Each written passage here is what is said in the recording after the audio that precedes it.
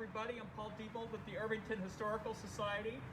We're here in historic Irvington in Indianapolis, and we are at Our Lady of Lourdes Church, and we're going to talk about luminaria today.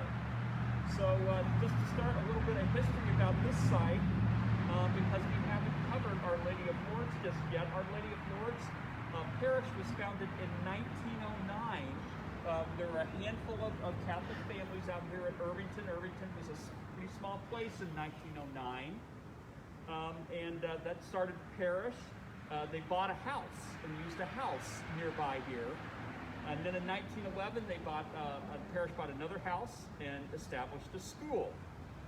In 1915, they built a building that no longer stands. It's on the other side of the church here. It was on the other side of the church. By the way, if you're walking on Washington Street by Our Lady of Lourdes and you see the steps that kind of go nowhere, those originally led to the front of the old 1915 building, which stood until the 1950s.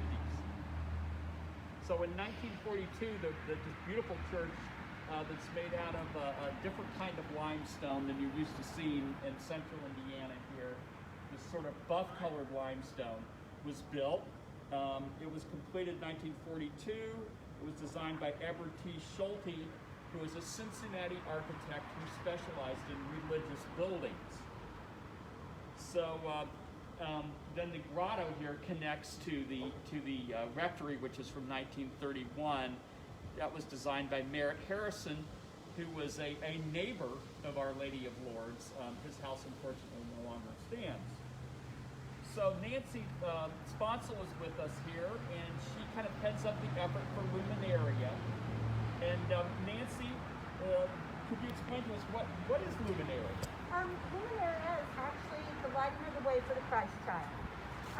It is a Hispanic tradition, and is usually done on Christmas Eve to light the way for the Christ child. Cool. And so when we say luminaria, do we mean these candles here? Yeah, our luminarias are a white bakery bag with a sand bottom and a 10-inch votive candle that we light on the Sunday before Christmas every year. And about how many properties participate? How many lights would you see? We're expecting, we've purchased roughly 17,000 candles. Wow. And I believe we're almost sold out as of right now, and we still have today and tomorrow. So this is actually a little bit more of a recent history thing for Irvington. Could you talk us through how this tradition got started here? Because we're in about maybe our 50th year now? 44th, very close, yes. 1976, Rosemary Clark, who was the president of the Irvington Community Council, and my father, Larry Tyndall, he was the vice president. They were trying to come up with an idea to bring the community together.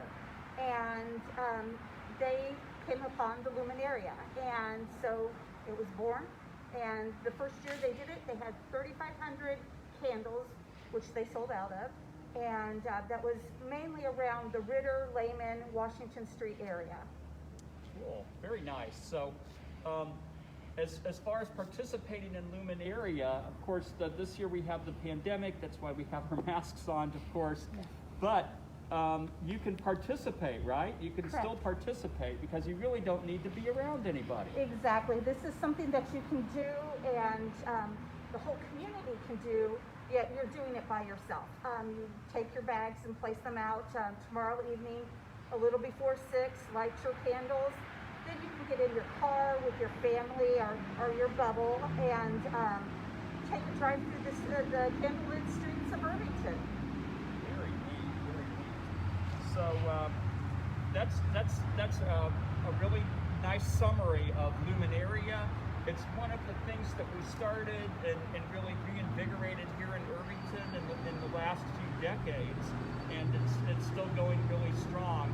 So I will point out to you, if you're an astronomy geek, there will be some other lights you can see on solstice evening.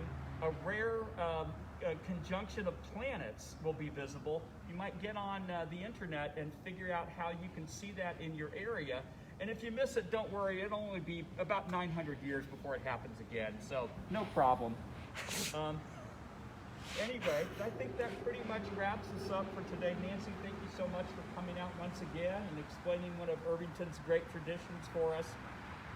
We're going to be I want to show that. Be offline for just probably at least a few weeks here while we wait the weather out, try to wait out this pandemic. So it's going to be a few weeks before we see you again.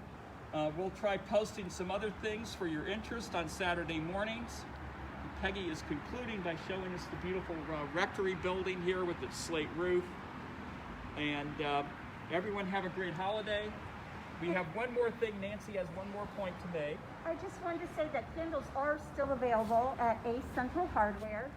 That is at 11th and Arlington during cleaners at 11th and Arlington. The Magic Candle, 200 South Audubon. Lana Shops, 200 South Audubon. And then Adam Hampton Design, 5515 East Washington Street. Good point, good point. And the sand is right, is it here? No, actually the sand is at the pool parking lot at Ellenberger. That's right. On the west end. It's an elevator, that's right. All right, we'll see everybody next time. Have a great holiday. Stay safe, stay healthy. Take care, bye-bye.